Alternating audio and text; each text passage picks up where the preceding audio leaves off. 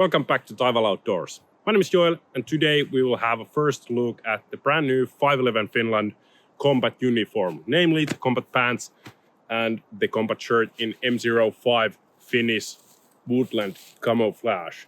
But before going into the first look and going through these features, a quick disclosure. Last year I did work with 511 in Finland when I was actually one of the testers for this set.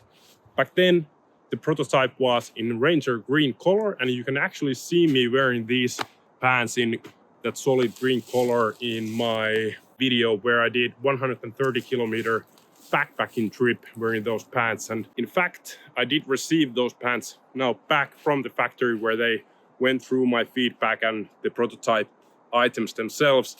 And those pants are right now my #1 backpacking pants. So while I don't have any field experience yet with these finalized pieces in M05, I have plenty of time and kilometers done with the prototype set.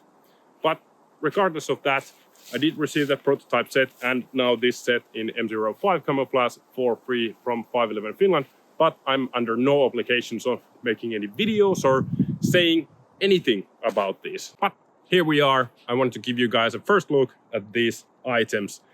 And let's just go through the basics first, starting with the combat shirt itself. It's, as you would expect, modern combat shirt to be, more breathable fabric around the torso, and then the kind of field heavy-duty fabric around the sleeves. You can see the armpits area do extend the breathable fabric up here. There's a bit more airflow at least to the armpits. Both arms have a good sized pouches, which actually do also have a little elastic loop inside of them. So you can secure smaller items there if you want. And of course, as is often seen, a hefty amount of loop Velcro on both sides. Elbows do have double fabric and places for harder padding or extra protection around the elbow area.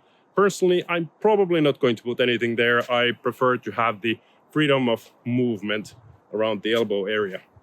And then standard Velcro cuff adjustments.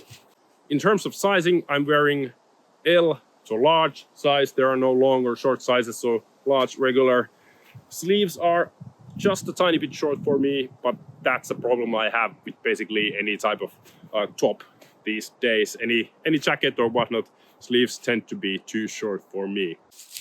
For both shoulders, there's actually a bit of padding up here. Not as much as what you would see in, for example, UF Pro combat jackets where they have their air pack system. That's a really thick and considerable padding on top of both shoulders. It's a bit more minimal, but definitely helps to spread the load of chest rig or plate carrier or whatever you have. It's definitely a bit more of a premium feature, I would guess, on combat shirts. There's a bit of a collar here. Not particularly, high collar, but it does offer some additional protection to your neck, which is nice. I'm wearing an additional buff here because today it is a bit windy and the fall is in full effect here in Finland. Then moving on to the pants themselves.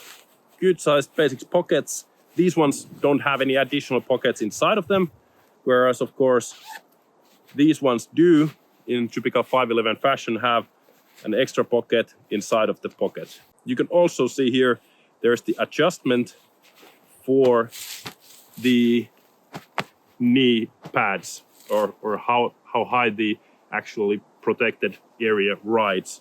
This is also something that I've seen recently or recent years in a bit more premium combat pants, and it was nice to see it with these ones as well. Then what's probably my favorite feature of these pants and why I do use the prototype pants as my go-to backpacking pants these days is this thing. There's an additional zipper here that opens up and you can see there's this elastic or stretchy mesh material inside, and this just helps to control your body temperature and cool your legs a bit better. A super nice feature to have during summer. And of course, since there is some material here, it does prevent at least the biggest bugs of going inside of your pants. So that is nice. Basic Velcro and zipper fly, good sized belt loops, and actually there are also, you can maybe just about see 4 loops for suspenders. Now, personally, I would have preferred just 2 loops, one on each side, to accommodate M1950 type of suspenders.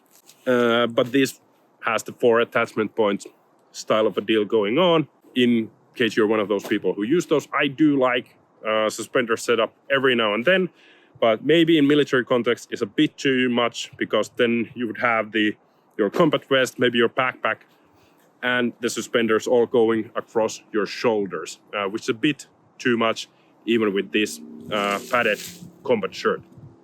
For knee protection, the pants have integrated padded strips here that's already providing quite a good amount of protection against anything that's not sharp or anything, not against rocks and stuff like that.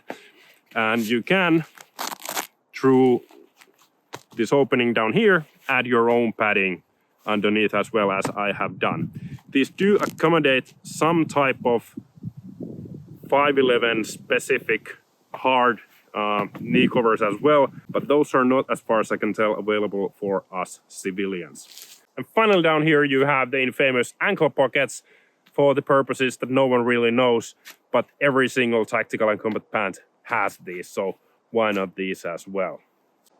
This clothing line right now also includes a tactical cap, which I do not have, so this is my own, but it's a standard cap in M05 camouflage, nothing really to say about that.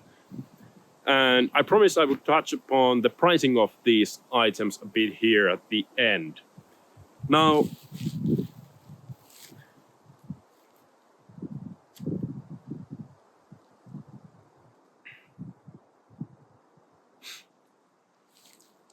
I thought it would make sense to compare these, at least in terms of,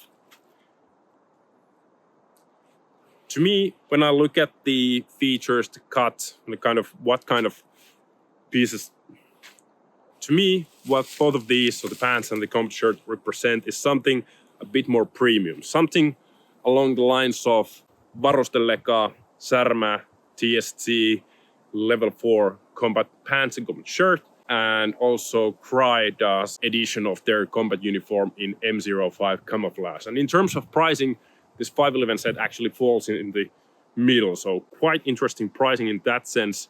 Now, I don't work for 511, but what I can sort of guess why this is the fact that this material is no drip, no melt. And I believe Varustelleka sells something similar earlier on, and it was priced higher than their current most expensive set. And therefore, this is a more expensive fabric and costs more than that. Although I must say that Varustelleka's new multicam combat uniforms cost exactly the same, or at least very close to this set. And of course, Cries are Cries, and they cost even more than this set. So a quick first look at these things.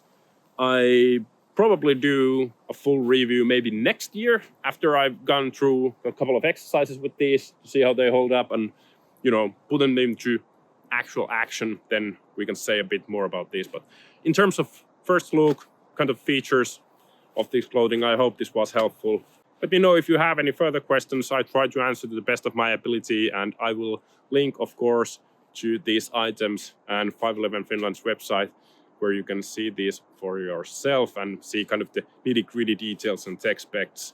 But again, as a reminder, I'm not obliged to make this video or say anything particularly good about this. And all that said, I did receive this for free, so take it as you will. But such is life of a YouTuber, I guess. That's it. You'll be watching Taival Outdoors. My name is Joel. Thank you all for watching, and I will see you all in the next one. Bye.